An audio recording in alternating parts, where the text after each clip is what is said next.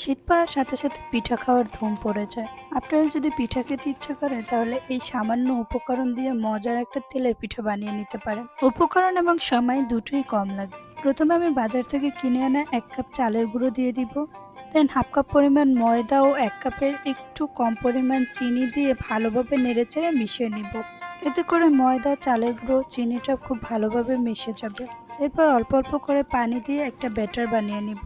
ব্যাটারটা বানানোর সময় বেশি পানি দেওয়া যাবে না, অল্প অল্প করে পানি দিতে হবে আর সামান্য লবণও দিয়ে দিব।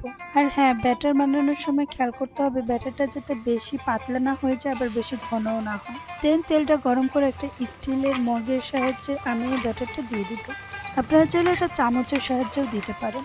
এরপর 1 থেকে 2 মিনিট সময় নিয়ে অপেক্ষা করব। পিঠাটা যখন হয়ে আসবে এক পাশ, তখন উল্টে অপর পাশও ভেজে নেব।